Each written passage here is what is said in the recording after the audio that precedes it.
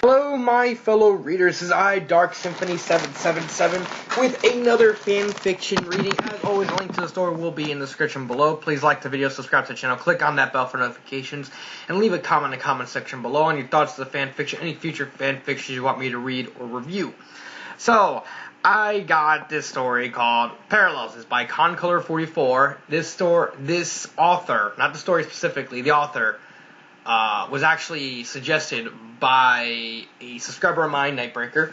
So shout out to him. Hey, and go check out his stories. This is basically from what I'm looking at here. It's just Beast Boy wants this Raven to see a movie. It's Frozen. Yeah. So let's get started. No. Please. No. Raven's monotone was in fine form. Please, please. You'll love it. Really. It's not a sappy love story, and it doesn't have any scary monsters in it. That's an interesting claim, since the main character is a scary monster. Garfield Logan's face screwed up in a pictorial representation of incredulity.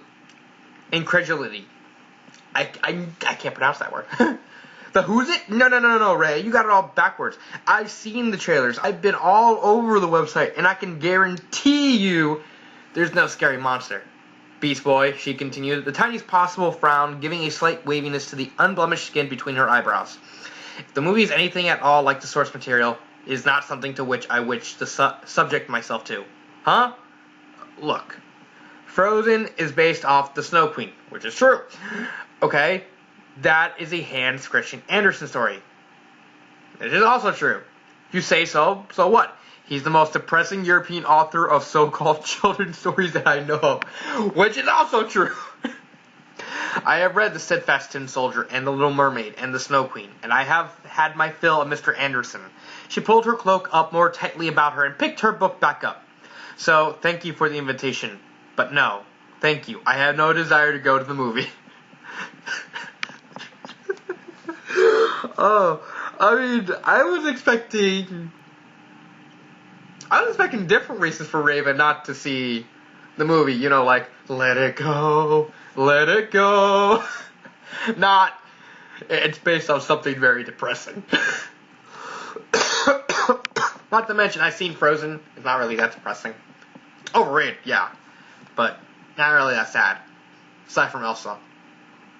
But again, you have all those Elsa Anna strippers.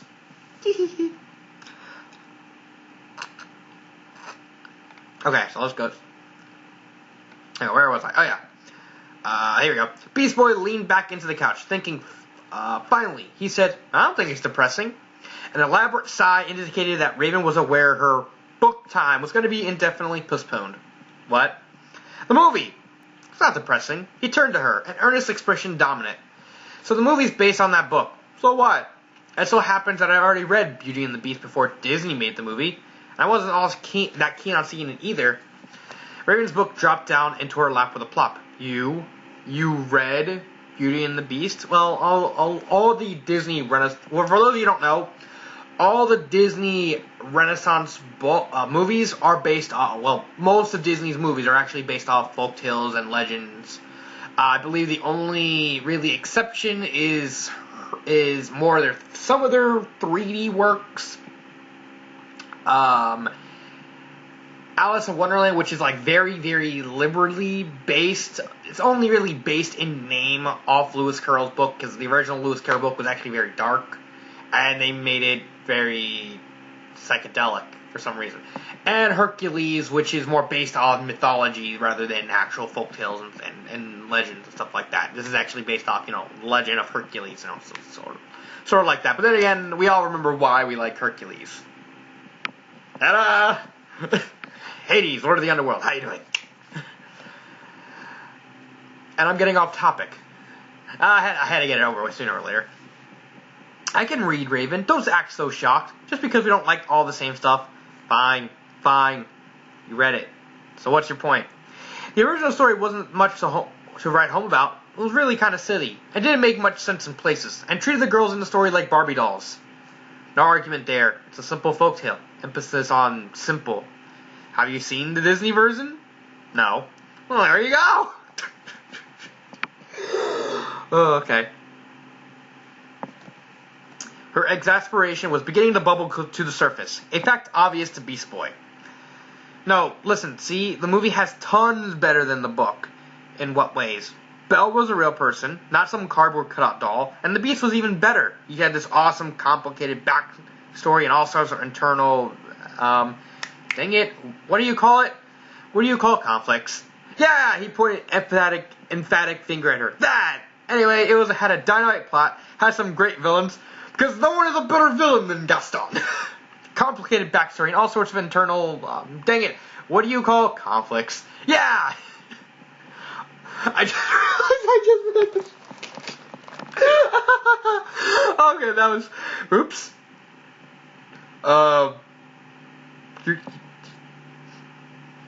Don't do what I just did. I just read the same thing again. I had some great villains and catchy songs, and a love story that was about actual love, not the cookie cutter fairy tale stuff that always comes off as stupid. It was totally great. I mean, a lot of fairy tales were actually pretty simple. Doesn't make them bad. She just stared at him for a moment. Garfield, I don't think I've seen you this ardently enthusiastic about anything since the Great Bean put barbecued tofu on their menu. You understand if you've seen it. That's another movie you gotta see. You really like it, I promise. He sat up straight and snapped his fingers. Hey, we got it. Got what? The movie, Beauty and the Beast. He hopped over the back of the sofa and sprinted for his move. Raven sighed again and shook her head. I just know I'm going to regret this. 6:15 p.m. Raven flopped back down against the couch, breathing deeply. By Hazar. Beast Boy grinned reading this wrong.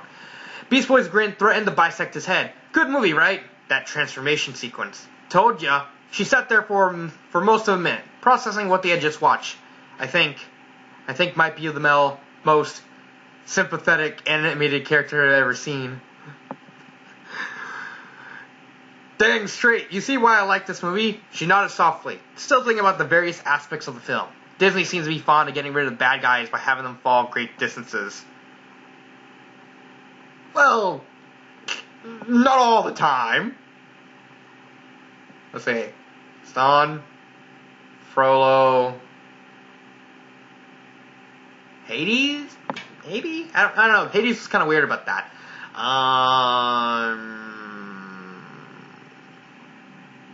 Shen? No, he was blown up.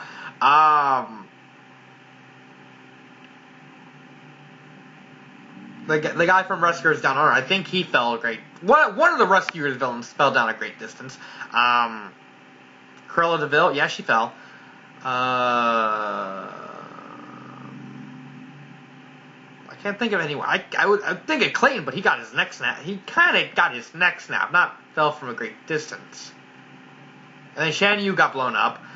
And then...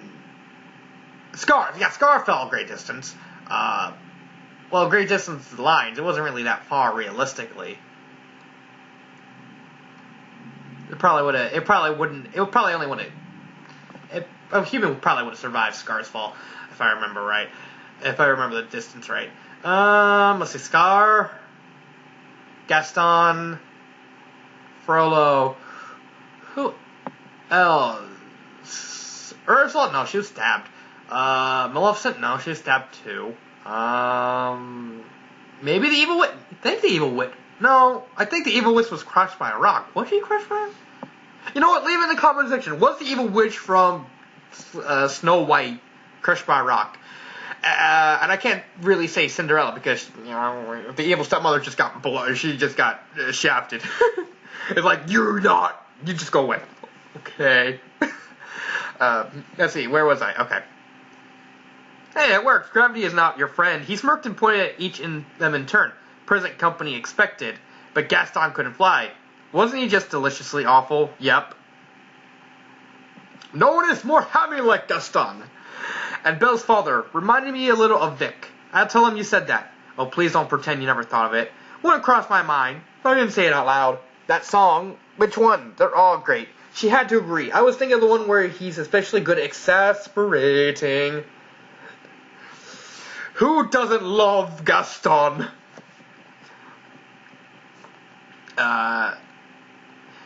Beast Boy killed back in a long guffaw. I know, right? They sent an usher to talk to me about after that song. I had to turn into something that could still watch and listen to the movie, but couldn't laugh. I picked Armadillo. She almost cracked a smile at that. So, much better than the original? Much better. So you come with us to see Frozen. She pretended to think it over. I suppose it would be only fair to give it a chance. And the reviews did say the Disney version of The Little Mermaid was a vast improvement over the story. Not that that would be much of a task. That was a terrible story. I honestly think they're both good. Both the movie and the book was actually, both the original Little Mermaid was actually pretty good. It was pretty dark, actually, because Ariel, spoiler alert for the original Little Mermaid, Ariel dies at the end. She turns into sea foam. If you ever watched the anime Monster Musume,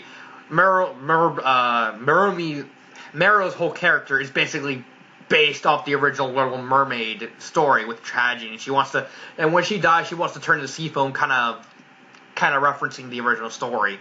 It's still the original still referenced a lot, so it has to have done something right if it's still referenced in modern times.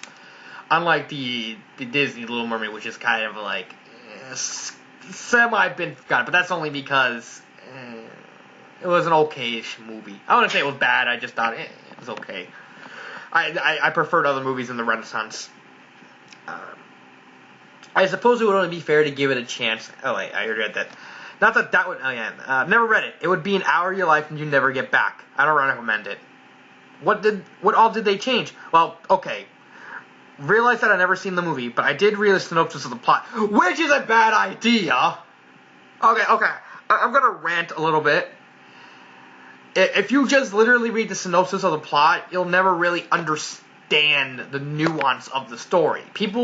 There are still people out there that prefer the original Little Mermaid over the Disney version because they actually read the book and they've seen the movie. I've actually read the book and I've seen the movie, and I think, they're both okay. I don't think they're bad. I just don't think they're good. I just think they're just 6 out of 10 for the book, 7 out of 10 for the movie. Just average. I wouldn't say, just above average.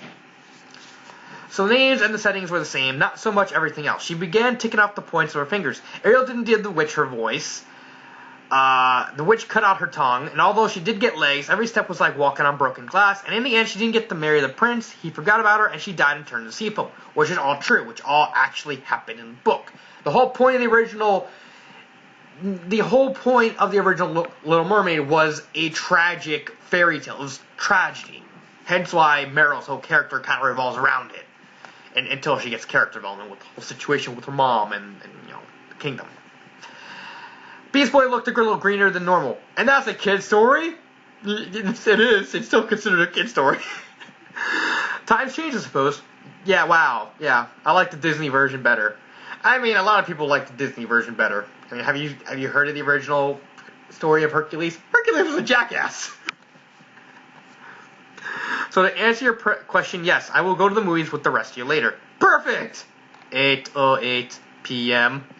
Shortly after the movie began, Raven decided she would have to get the soundtrack. But as soon as Elsa had struck Anna with her magic, Raven got very quiet. As the movie progressed, she seemed to draw it in upon herself. When the king advised Elsa to conceal, don't feel, Raven visibly flinched. And when the Duke of Weaselton called Elsa a monster, Raven flinched harder because she kind of projecting herself on Elsa. During the song Let It Go, Let It Go, Let It Go, I'm sorry I'm getting very distracted with the story, but it's like, I like it. Raven pulled her legs up to her seat and wrapped her arms around them and began rocking in her chair, using very sharp motions. Beast Boy by then was paying more attention to her than the movie. Or was she seeing that he wasn't? She stayed bundled in tight on herself for the rest of the movie. As soon as the credits began, she vanished in a world of blackness. Beast Boy excused himself, ran outside, transformed in a peregrine falcon, and winged his way back to the tower as fast as he could. For those who don't know, Raven's whole character is bound by her emotions. The more emotional she gets, the more she loses control of her emotions, the more erratic her powers become, and then she also, if she becomes too erratic, then Trigon can take over and use her body as an avatar, sort of thing. So, Raven is actually projecting herself, is basically connecting with Elsa based on that, based on that little information. On the fact that Elsa's kind of going through the same thing. She has to school her emotions and become kind of somewhat emotionless, just to be able to survive, just to be able to live and be around other people, just like Raven. 12:25 p.m. Normally, if something was bothering Raven, she would either hole up in her room or hang out on the roof. She wasn't in either of those places. Morphing into a grizzly bear, Gar sniffed and sniffed until he followed herself downstairs, into the basement, past the garage, up to the door to her safe room. Okay, this was bad. He assumed his human form and stabbed the intercom button. Raven, go away. No chance. I don't feel like talking. Tough turkey turds. You need to tell me what it was about that movie that got you so upset. Silence was his only answer. I'm going to open the door, Ray. Please don't. Raven. He drew a long breath. I'm your friend. Friends care. And friends help. They don't hide when they need it, when what they need is to talk. He could hear what sounded suspiciously like a strangled sob, which only steeled his determination. He cycled through the locking mechanism, entered the codes that would disassemble the powerful runes on the inside of the door, and hit the touchpad. She was curled up in the corner, her cloak hiding her completely. I don't think I can talk right now. Fine, I'll talk. He walked over and slid down the wall to sit next to her. It's one of the things I do best. It's one of the things you do most often. I'm not sure I'd toss around adjectives such as best. There you go. That's my Raven. She slid one eye up far enough to glare at him. What do you mean, you're Raven? He scooted around until he faced her, and they were almost knee to knee. You are my Raven in the sense that I care about you. You are my Raven because you are my friend. You are my Raven right now because I'm the one that's here, so I'm the one that gets to help. He placed a gentle hand over her forearm. You're my Raven because it's what you need right now. No tears came, but it wasn't because she didn't feel the need. She dropped her eyes and mumbled into the folds of her cloak. Why'd you make me watch that stupid movie? Something in the movie really spoke to you, didn't it? She didn't say anything. The silence stretched out until it got uncomfortable. Finally, she sat up a little straighter and swallowed a few times. Elsa. Yeah, what about her? In a better world, she's me. Huh? Come on. Conceal. Okay, so where was I? Come on, conceal, don't feel. How often do you think I heard a variation on that theme when I was growing up? See, I told you. Yeah, okay. I can see that. And she's afraid to use her powers because she might hurt someone dear to her. Yeah. But then, Raven leaned her head back against the wall, exposing a short length of creamy throat. Then she just runs away. She runs up into the mountains where she can't hurt people anymore. She leaves that witch she had known all her life, and she doesn't know that she sowed the seeds of her homeland's destruction. She doesn't know. She has no idea. She thinks she's free. She swallowed again. And Gar was startled to see a thin, slivery track making a steady way down her cheek and under her ear. She thinks she's free. She thinks it's all over and everyone is better off without her. But she doesn't know. Raven's head slowly sank to her firm's arms again. She doesn't know. But I knew. When she was running up those stairs as she made them. The joy of creation filling her to overflowing. That it was an illusion. That she was no more free than I am. What she had done come back to haunt her and nearly destroyed everything. Raven, she almost killed her sister, the one person in existence that loved her without reservation, the one who had always loved her, who jumped between Elsa and death, glad to take her sister's place, even if it meant losing her own life. She looked up, her unbearably intense gaze locking Gar to the floor. All traces of her usual monotone were gone. Elsa had to know that her life was about to be taken. Anna heard the sword clear its scabbard. Elsa was closer, so I know she heard it. She heard it, and she did nothing. She merely lay there and cried. She had lost everything. Once Hans told her that her ice had killed Anna, she didn't even want to live. Her head dropped again. I am probably one of the few beings on this planet who can truly sympathize with how she was feeling. I've been there, when Trigon turned everyone to stone. Suddenly she was on his lap. Startled, she jerked her head up, and then was startled again to see tears streaming from Gar's eyes. He was hugging her. Her first reaction was panic, and she made an abortive attempt to struggle out of his arms. But he was having none of that. She quickly settled back down, but her heart was racing in triple time. He's hugging me. Why is he hugging me? He knows better than to hug me. What would make him want to hug me? How did he get under me so fast? Does he even know he's hugging me? The question was resolved in her mind like a cyclone. Ray, I'm so sorry. She pulled one arm loose and gave him an awkward, tentative pat. Me too? You don't have to be sorry. I made you watch it. I talked you into it. And look what it did. That wasn't what I wanted to happen. You were supposed to have a good time. And I'm so sorry. Well, okay. These were uncharted waters. She didn't do comforting. You don't have to feel bad about it. I'm okay now. His grip tightened marginally. No, you're not. I can tell. You might be the empath, but I can smell your emotions on you. And that's my fault. She sighed. Okay, feel that way if you want, but I'll be alright now. He looked up at her, red-rimmed eyes standing out in stark contrast to his green skin. I need to make sure. There's something else you aren't telling me. And besides, you need to relax. Beast Boy, you know I don't really do hugs. You know that, right? I know you haven't before. I think it's time you started. I think you should put me down. Not gonna happen. Oh wait, what is this? Okay. I really must insist. Get used to disappointment. She gave him an exaggerated eye roll. Quit it with the movie quotes. Tell me what else is bothering you. Will you put me down if I tell you? Maybe. She had sort of subconsciously decided by that time that being held on her lap was not necessarily uncomfortable.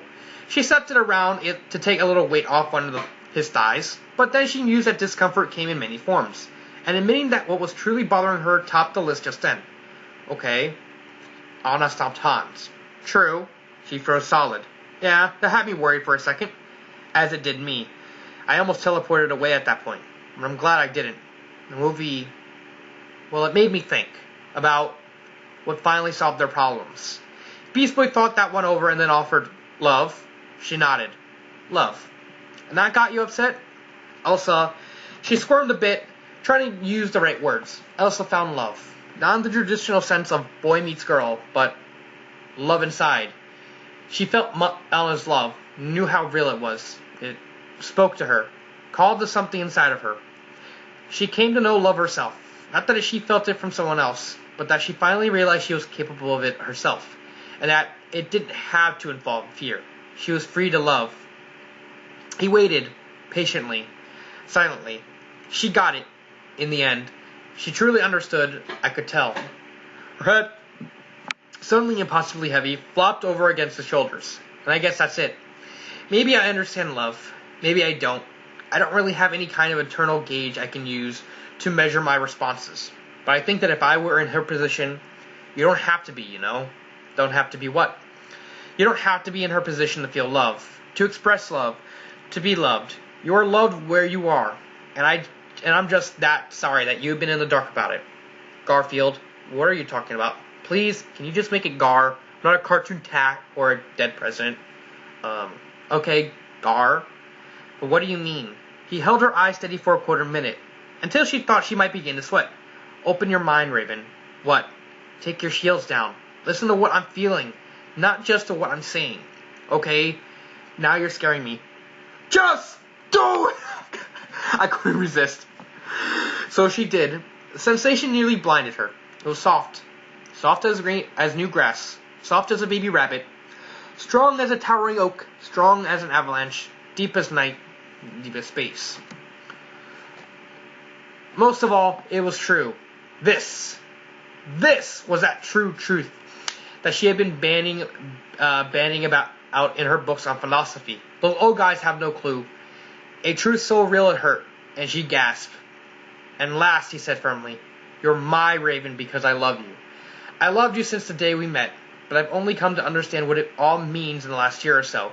His embrace intensified, as did the maelstrom of emotion she was writing. Like a wild bull was the stray thought that surfaced momentarily in her mind before being overwhelmed again by the very real love that was washing her clean. And if this is what it takes to get me to say so, well, then maybe I'm not sorry I made you watch it after all. She swallowed, slowly getting used to the new flow of emotion, tasting it, feeling its bright presence pervading her being. Wow. Does that mean I'm forgiven? Actually, now that I think about it, yeah, it really was a good movie. So that's the story. Let's see, hurt, comfort. Yeah, it's a romance at the end, on the second half, and it's hurt, comforts along the way. I really like the story. I do think, in the context of the story, this is my opinion, that she kind of, I didn't like the Raven as a movie critic so much, especially the whole. I can see him reading, her reading, the whole Hans Christian Andersen story. I don't like. Where is it?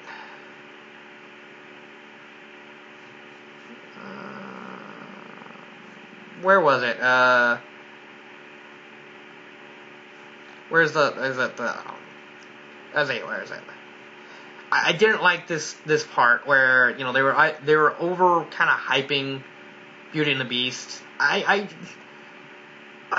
mean, for Beast Boy it makes sense, but for Raven it's kind of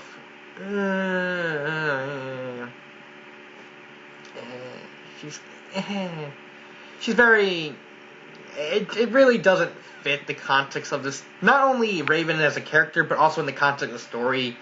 I mean, honestly, I think maybe Little Mermaid would actually fit better. That's just me. I think Beauty and the Beast was kind of the wrong movie to go with. I just think Little Mermaid probably would have been a better fit for Raven as a character. Mainly because they talk right here about Little Mermaid. I think it would have been fit better if this whole conversation right here replaced the whole Beauty and the Beast thing, and they watched Little Mermaid instead of Beauty and the Beast, because I think that would have fit the story at least a little better, because Ariel is also kind of like Raven in really weird ways if you kind of look at it. Especially more the Teen Titans, more the comic books version of Raven than Ariel, because she is kind of emotionless, but she's also now that I think about it, no, they're not anyway similar. But I think it would have been better for them to watch Little Mermaid than Beauty and the Beast. I know I'm kind of getting hung about this whole part right here, but that's the only part I didn't like about the story. I do really like the story. I just think she gets kind of out of character talking about Beauty and the Beast. I know Gaston is a great villain. I love Gaston because no one is more happy like Gaston. And no one breaks his leg like Gaston.